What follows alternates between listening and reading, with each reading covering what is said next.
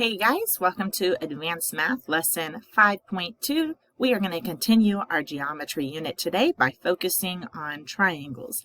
Again, all of this should be a review for you, but it's always good to go back and look at things maybe you haven't looked at or used in the past few years.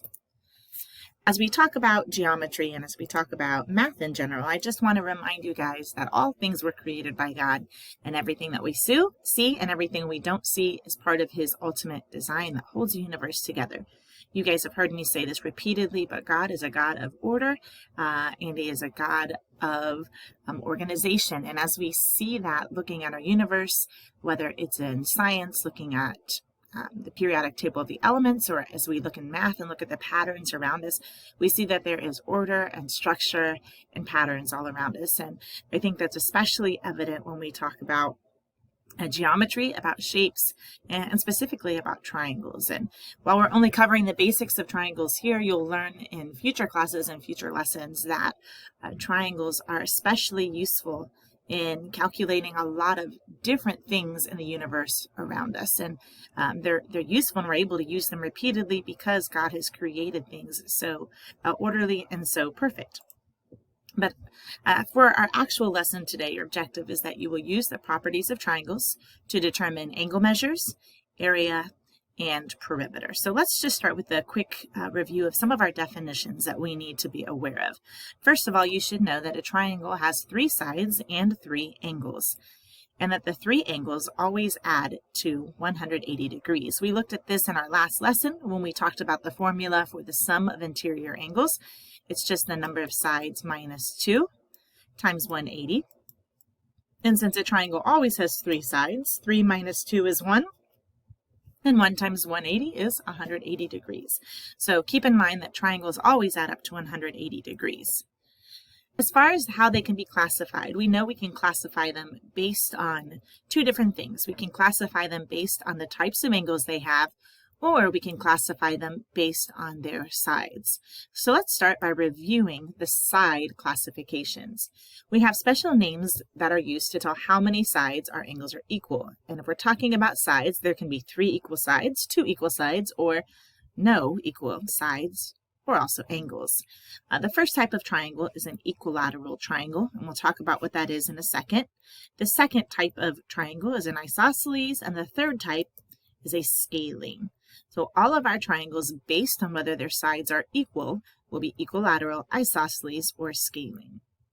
So an equilateral triangle, you should know that this is like the word equal. Equi means the same, and lateral has to, we've talked about before, means sides. So a quadrilateral had 4 sides, and an equilateral has 3 equal sides. You'll see this notation when we want to show that sides are the same. We'll put a little hash mark here. That means this side and this side and this side. All the sides that have one little hash mark are the same. So 3 equal sides. And because they have 3 equal sides, they also have 3 equal angles. And those angles will always be 60 degrees. 60 times 3, 180 degrees. So you cannot make an equilateral triangle with anything other than 60-degree angles. So that's our first type of triangle. Our second type of triangle is an isosceles triangle. It has 2 equal sides. So we're going to go ahead and mark this one and this one as the same. And then any side that's different, this one gets 2 hash marks. So that's the different side there. One way that I remembering isosceles triangles had 2 sides the same was thinking about there's 2 S's right here. Those are the 2 sides that are the same, and this is the other side that was not the same. So side, other side, and then another side that was the same. Because these 2 sides are the same, we know that the angles right across from those 2 sides are also equal. Now they can be any type of number. They could both be 45, they could both be 60, 70, 80, they could be anything. They couldn't be 60, sorry. 60 degrees would give us an equilateral triangle. But they can be any other number, as long as the interior angles of this whole triangle do add up to 180. So isosceles has 2 sides the same with 1 other side.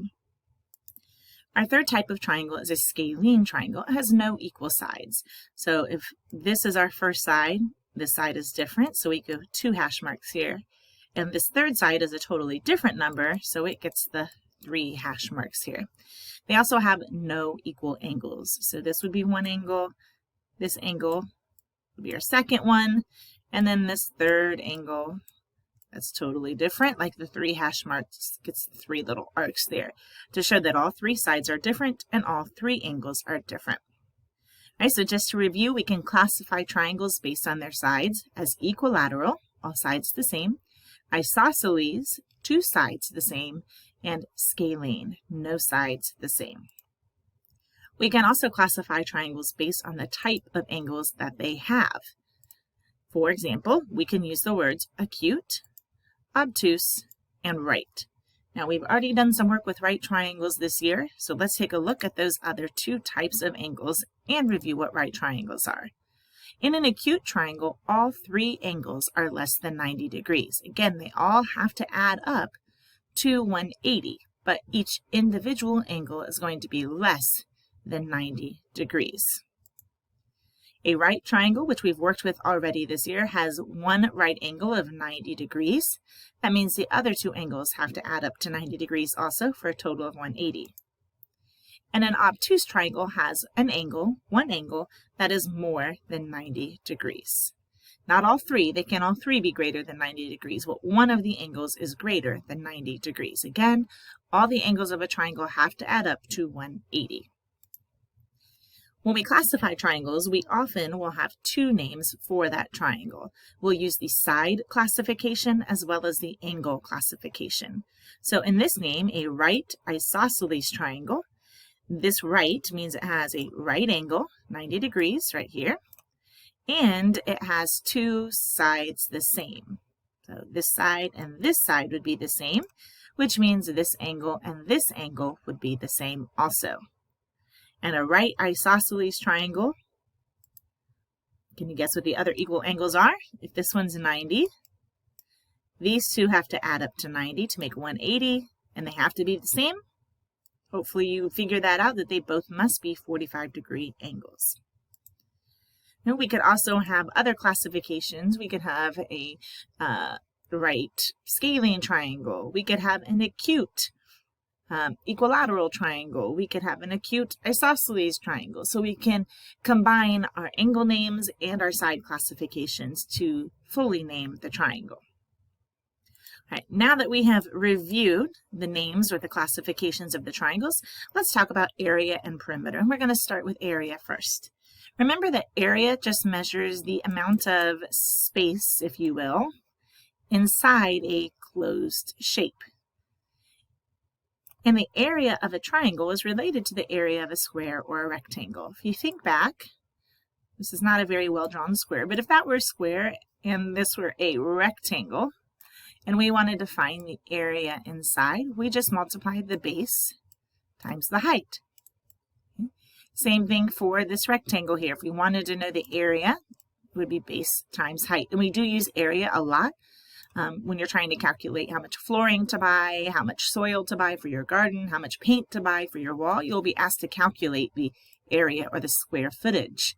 If you buy a house, you want to know the square footage of your house. What that's calculating is the amount of actual floor space or area. So squares and rectangles, we use base times height.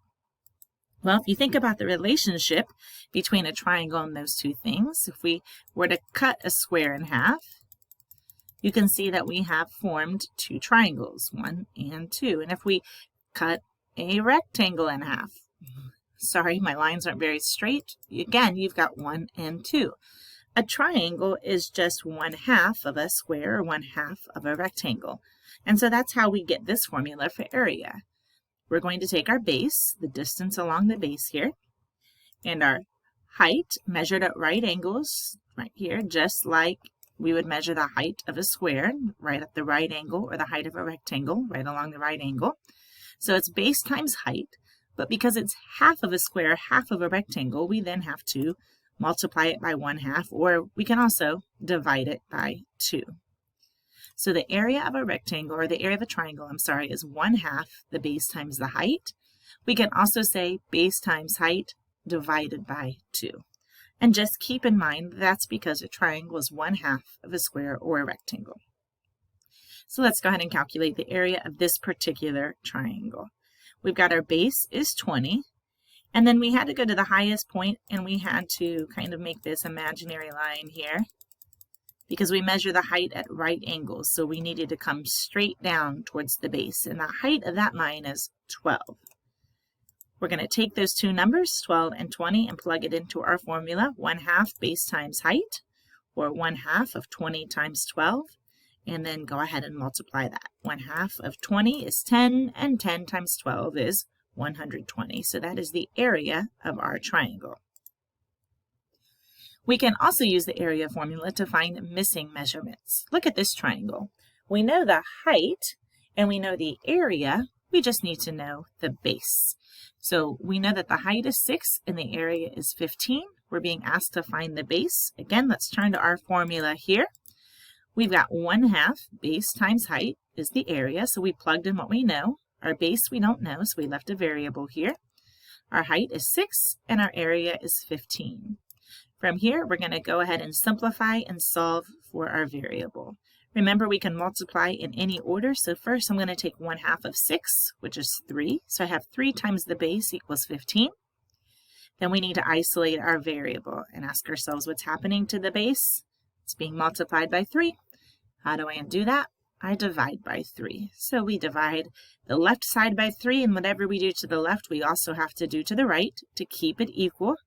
So if we divide this side by 3, we've got to keep it equal. We need to divide this side by 3 also. And when we do that, we find that our base is 5. In this case, we know our unit of measure is meters.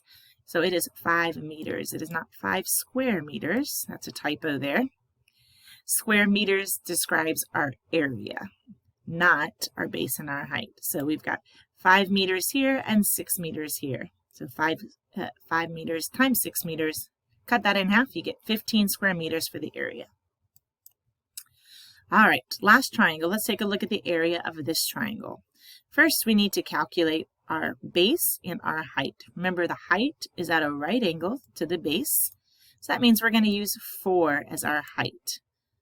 And our base is going to be the line that's at a right angle to that, which is this line. Now, they've divided this line into 2 parts, so we've got to do some basic computation here. We know that our base has a 3 and a 1, so our total base is 4. Our height is 4. Let's plug that into the formula. 1/2 base times height is 1/2 of 4 times 4. We can multiply in any order, so you could take 4 times 4 is 16, and half of that is 8. You could take 1/2 of 4 is 2, and 2 times 4 is 8. Remember, you can multiply in any order, whatever works best for you. And that does give us 8 square, whatever our units are. We're not told whether it's inches or anything like that. So we can just write 8 units since we don't know it. 8 units squared. Because we did have to multiply 2 things together, a base times a height. Last thing we're going to talk about is a perimeter, and this is the only perimeter question we're going to answer. Perimeter, if you remember, is the distance around a shape, a closed shape. Perimeter is used a lot to calculate things like if you're going to fence in your yard, how much fencing do you need? Or sometimes you'll hear police or military talking about securing the perimeter of a building. Again, that's just the outer edges or around the outside. So for perimeter, we just have to add up all the sides. And in this case, we've got the sides 4. Again, we've already said that that was 4. Our side of 5 and our side of 4.12. We are not going to add this 4 because that's not a side. That's just the measure of the height inside the triangle. So when we add up all their sides, 4 plus 5 plus 4.12, we find that our perimeter is 13.12. Again, we're not sure what our unit of measure is, so we can just write the word units. We don't know if it's inches or feet or meters. We're not told that. And so when we don't know the unit, we can just write the word unit, 13.12 units. All right, guys, today we use the properties of triangles to first classify our triangles by their sides and their angles. Then we determined angle measures, area, and perimeter. Remember that we can determine missing angle measures because we know that triangles add up to 180. And we can determine area using 1/2 base times height. Or if you prefer to do base times height divided by 2, it's the same thing. And perimeter, which is just add up all the sides. And triangles have 3 sides, so it would just be side plus side plus side. Make sure you get all those notes down and you guys are ready to work with triangles. I'll see you in class if you have any questions.